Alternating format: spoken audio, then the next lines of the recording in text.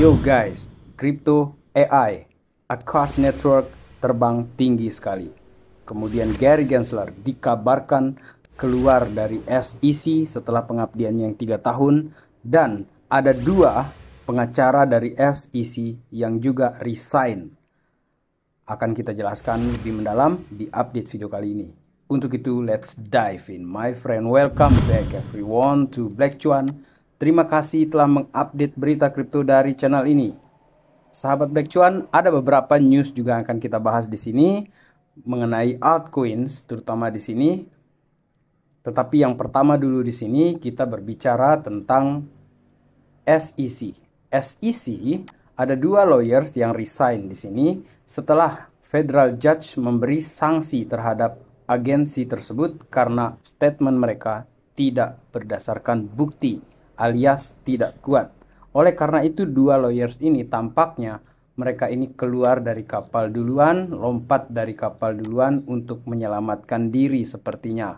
Yang di dalam hal ini mereka melihat ada semacam gross abuse of power di dalam hal ini. Luar biasa sahabat Black Cuan, update terbaru mengenai SEC dalam hal ini. Kemudian sahabat Black Cuan, Gary Gensler ngejekin kita. Yang pertama, dia tahu bahwa orang ini dibenci ya sama orang-orang di dalam ekosistem kripto. Akhirnya dia bikin threads di sini beberapa hari yang lalu. Setelah 3 tahun melayani SEC katanya dia.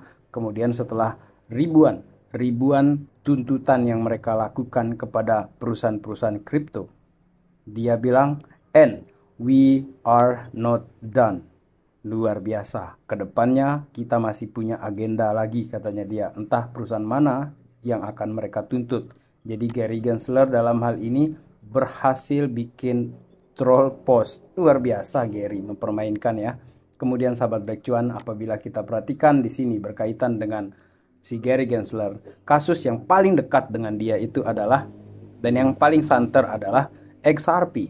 Yang dalam hal ini, narasi XRP di tahun 2024 ini itu berkaitan dengan CBDC. Karena semenjak kita berbicara di 2022-2023, itu XRP sudah banyak partnership dengan bank-bank yang ada bahkan di luar Amerika Serikat, bank yang ada di Middle East, bank di Latin Amerika, ataupun bahkan ya bank yang berada di Eropa. Yang dalam hal ini, narasi besar untuk XRP di tahun ini adalah CBDC, teman-teman.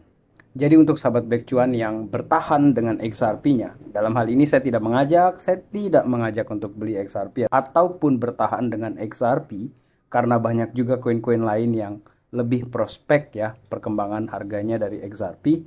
Sahabat Black Cuan, ini merupakan opini mengenai kedepannya XRP dari beberapa data-data yang kita gabung-gabungkan. Kemudian kita bisa melihat atau membayangkan visinya ke depan seperti apa untuk XRP ini. Apabila nanti narasi CBDC di akhir tahun 2024 ini akan berjalan dan potensinya itu besar untuk XRP.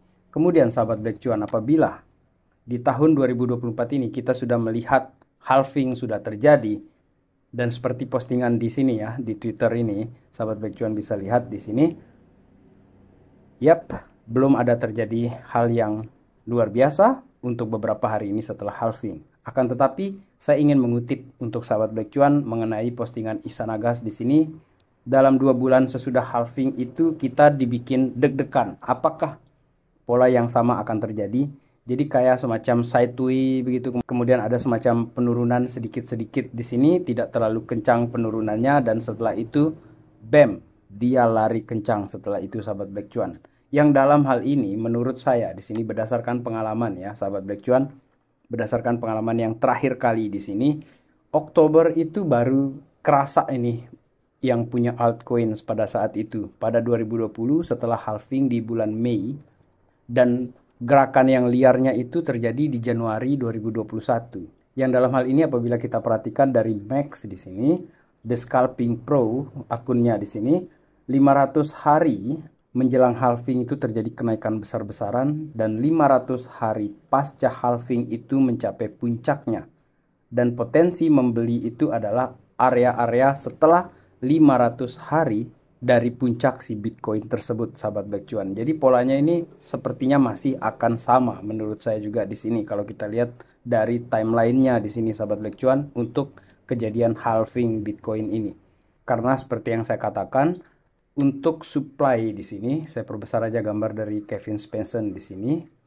Untuk supply Bitcoin ini menurut saya sahabat Black Cuan, untuk si Bitcoin ini baru akan kerasa nih para miners ya. Ini opini pribadi saya berdasarkan apa yang saya perhatikan di tahun 2020 pada saat itu. Jadi setelah halving itu memang kayak nggak terjadi sesuatu yang wah gitu kan.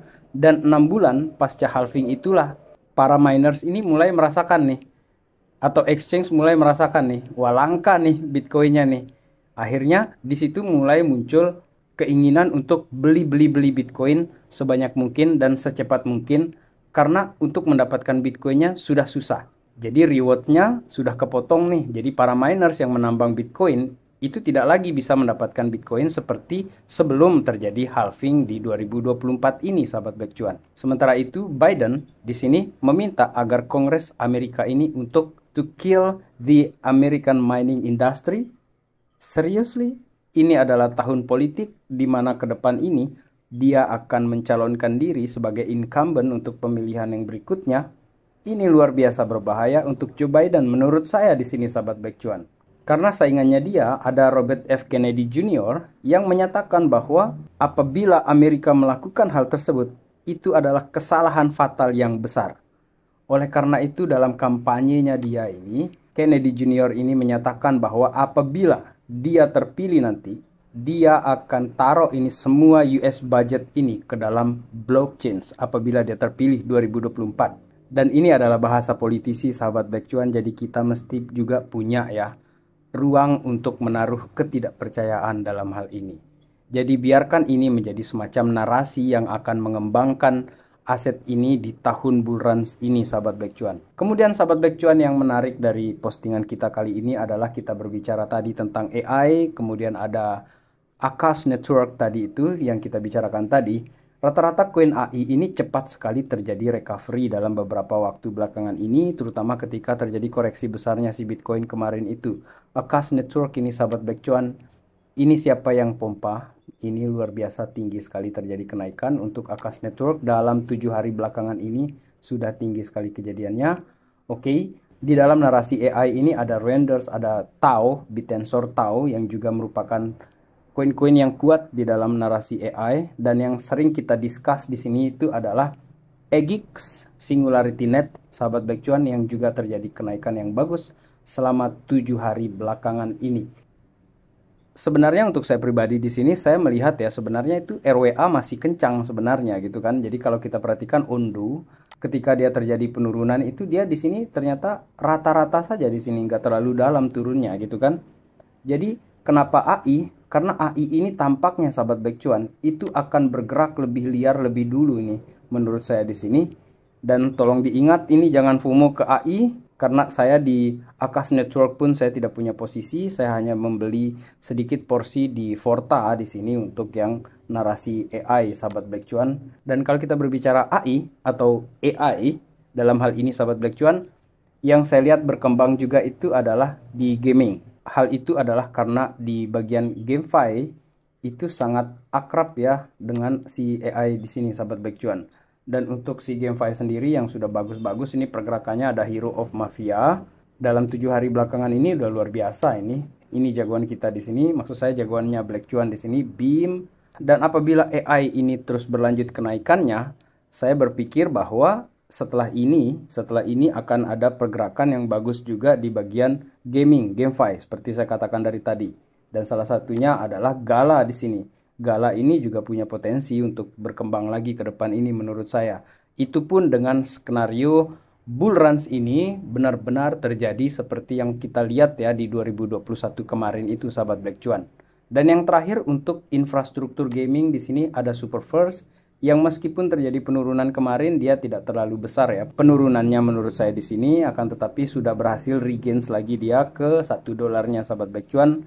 Jadi beruntunglah yang membeli BIM di level 0,023, kemudian yang beli super juga di $0,9 atau $0,8 seperti itu, sahabat Black Cuan. Ketika turun-turun seperti yang terjadi kemarin itu adalah potensi untuk beli apabila kita masih punya dana lebih atau dana yang kita persiapkan untuk menjalani bull runs ini. Kalau terjadi koreksi, ada dana sebelum terjadi pantulan yang berikutnya. Seperti itu sahabat Black Cuan, kita melihat pasar ini. Dan sebagai kesimpulan saya, semoga Gary Genslernya cepat pensiun. Beneran dia pensiun, gak ngejekin kita lagi. Kemudian XRP dengan narasi CBDC-nya itu bisa bagus ke depan ini, terutama di akhir tahun 2024 ini, narasi CBDC tersebut sahabat Black Cuan. Dan untuk koin AI serta gaming ke depan ini, saya melihat potensi yang tetap besar untuk kedua narasi tersebut. Dan bagi sahabat Black Cuan yang mungkin suka dengan koin meme atau narasi lainnya, tetap melakukan riset karena peluang dan potensi itu selalu ada asalkan kita sudah menguasainya atau jeli melihat pasarnya. Seperti itu sahabat Black Cuan. Dan sampai jumpa di update berikutnya. In the meantime guys, let's enjoy the ride guys. Salam Black Cuan. Peace my friend.